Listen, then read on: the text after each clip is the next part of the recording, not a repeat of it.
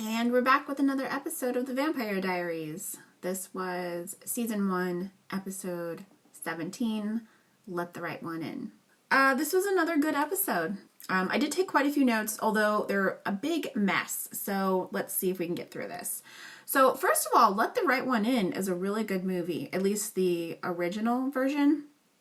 I think it's Swedish, maybe? I don't know, but if you haven't seen it, you should see it. So, okay, I'm starting to like Anna, actually, although I don't know how that's going to turn out now that she realizes that Jeremy just wanted to turn her, just wanted her to turn him so that he could be with Vicky. Why the fuck does he want to be with Vicky? I guess he really did love her, because I questioned, if he just liked her a lot or if he was actually in love with her. And I guess he was. I don't know why, but okay. But it's a little disappointing. And so now that Anna knows that, she showed up, I guess, to turn him, and then realized that was why he wanted to turn, and so she took off. So I don't know what that's going to do to their friendship, but I like that she gave him back the Vervain bracelet. Although she didn't tell him what it does, and that might have been useful information, because there are other vampires, and I would let him know what that does and make sure that he wears it all the time. But whatever. Oh, and I'm a little bit worried for Jeremy now that Pearl knows that he knows about them. And speaking of Vicky, so they finally found her body. Originally I thought that they would. In fact, I thought that they would have the body in a kind of an obvious place. And then I was expecting a funeral for her and that sort of thing. But instead, I guess they tried to hide the body. So why not burn her or something? I'm sure that vampires are really good at getting rid of bodies. So I don't know. It seemed a little strange that she was found. And it seemed like Matt's mom was genuinely trying in this episode. And I wonder what finding Vicky's body is going to do for that relationship, if maybe the mom's just going to take off again. So I don't know. And I felt bad for Caroline, although why did she wait until after dark to try to get a signal on her phone? But yeah, I feel like that poor girl has just gone through a lot of shit. Although she has been annoying me with her whole insecurity over her relationship with Matt. But yeah, I felt for her. Although the jealousy with Elena, that's right, when she makes a cup of coffee for Matt and Matt tells her that he just needs to be alone, and then Elena comes in and he immediately goes to her and they hug and everything. They have been friends their entire lives. They shared a crib. I just don't understand why Caroline can't just accept that. I understand that it would be hurtful for, your boyfriend to just say, I just want to be alone. And then, yeah, he goes and immediately hugs somebody else. But it seems like she was specifically upset that he hugged Elena. That, she's just so jealous of Elena. And I don't know. I just feel like she needs to get over it. Speaking of Pearl, even Damon called Pearl scary. She does seem a bit scary. I can't decide if she's, a quote-unquote good vampire or if she's... I don't know if she's going to be a villain or not. I hate that other guy. I can't even remember his name. But he's just a dick for the sake of being a dick. And that's just not interesting to me at all. And I don't think we killed him, right? Did we kill him? No, he did. That's right. Stefan killed him in the end. Okay, good. Good.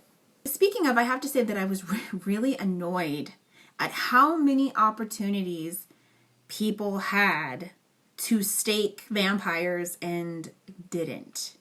Now, I understand that they were torturing Stefan, so they weren't trying to stake him, that they were, basically impaling him with wood because that seems to be very, very painful to vampires, impaling them anywhere with wood. Even like a pencil or anything seems to be very, very painful if it's if it's wood, if it's like, you know, you can stab them and they're okay for the most part. Although Stefan, I guess, is an exception because he doesn't drink human blood, so he's not as strong as everybody else. But yeah, so wood seems to really hurt them, and so I understand that they were trying to torture him, so that's fine.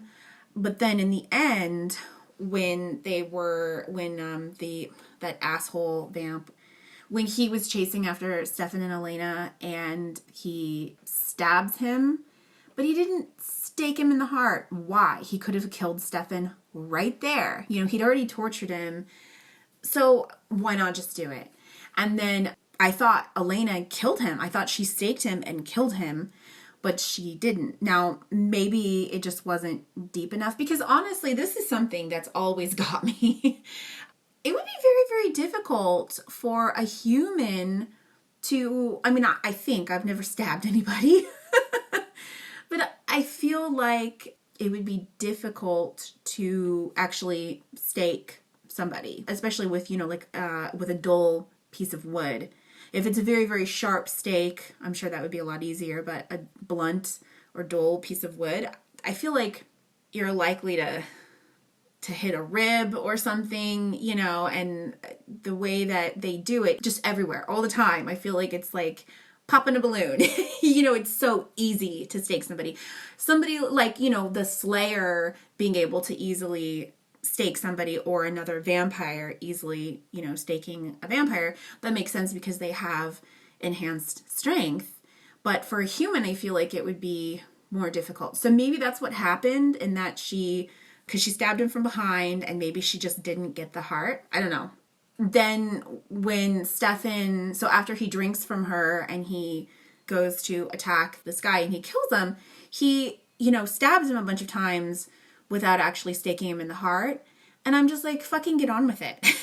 And I just felt like there was a lot of opportunities for people to stake or be staked, whatever. And they were just, you know, going for the pain rather than for the kill. And it annoyed me because it's just, you know, it's just like the writer's fingerprints, you know, on the story. Like, oh, we're not ready for this character to die yet, so we're going to stab him in the stomach instead. But why?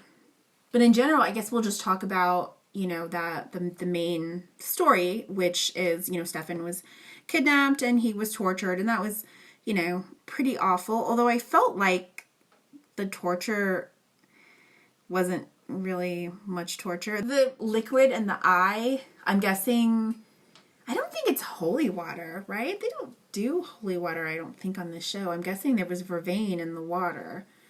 That was tough to watch. But the rest of it, you know, honestly, it was pretty vanilla torture. I've seen worse torture than that.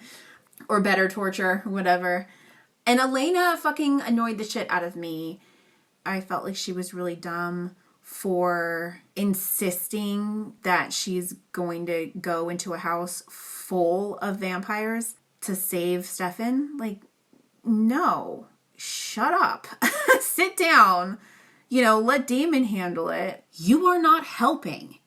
I just thought that was ridiculous. You're just going to get in the way. You're going to get people killed. And then, of course, you know, she sits in the car, but she doesn't stay in the car. Of course, she has to bust in. And she didn't do anything. Her being there, she didn't do anything. I mean, she guided him out of the house, I guess. And she pulled the ropes that were like soaked in vervain, but I'm sure that there was a rag or something around there that Damon could have used. So she was really not necessary. And I'm surprised that she didn't get attacked.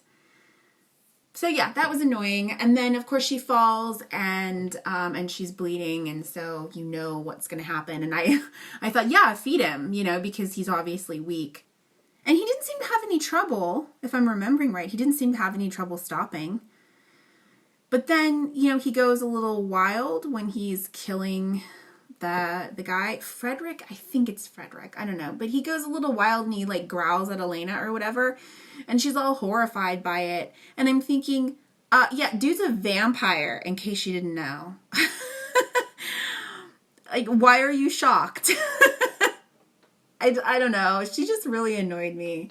And then later at the end, she seemed to be really kind of bothered by it because I guess she's never seen him like that before. But I don't know. What did she expect? Whatever. It just bugged me. It's not a big deal. And then we see at the very, very end, Stefan's like a blood junkie or something. Again, I don't know why it's a big deal. I mean, I'm glad that he doesn't kill people, but we saw my girl Lexi, who I still miss. Well, she had a blood dealer, didn't she? Which that is shady as fuck. There are other ways of getting blood. The vampires, I'm a little, so it seems like the vampires that are, you know, with Pearl and her group, they seem to be raiding the hospital. You would think that if, with Mystic Falls having, you know, a history with vampires, if their blood supply is constantly going missing, maybe people would get suspicious. I don't know, maybe hit some other hospitals. Anyway, but yeah, I don't see the big deal just drinking human blood. You know, as long as you're not killing people. So I wonder if this is going to be a thing. It looked like it was going to be a thing. I don't know. Is he going to get hooked? Is he going to have to detox from human blood? I loved the team up of Damon and Alaric. I love antagonistic relationships between characters. And so I really like their dynamic. I was kind of surprised, I guess, that Alaric saved Damon. Because why? I mean, if I were him, I guess I wouldn't. Although when you're in a situation like that, I guess you would want to back up the person that you're teamed up with in hopes that they would do the same for you. But this is the man who, you know, essentially murdered his wife. I mean, she's still alive in vampire form, but she's also dead, you know? And I don't know how Alaric can stand to look at Damon, how he can stand to be in the same room with him. Especially since Damon's such a dick, you know? But I do like that antagonistic, you know, relationship between them. I liked that they teamed up, and I thought that they worked well together. And they were both badasses in when they got into the house. That was very cool. Yeah, I like that Alaric can hold his own in a fight with vampires. I also kind of liked the fighting. It was pretty realistic. It's not super entertaining, and I would not categorize this as a good fight scene, but it looked realistic because, you know, in the Buffyverse, it's kind of silly how when someone turns into a vampire, they suddenly have developed all of these martial arts skills. You know, they come out of the grave with a black belt for some reason. And while I really enjoy it, this fighting style is a little bit more realistic. And I liked that the camera work wasn't too shaky. So I appreciated that they let the actors and or stunt doubles, you know, do a lot of the fighting. Because I hate fight scenes where the camera is just shaking all over the place and you can't fucking see what's going on.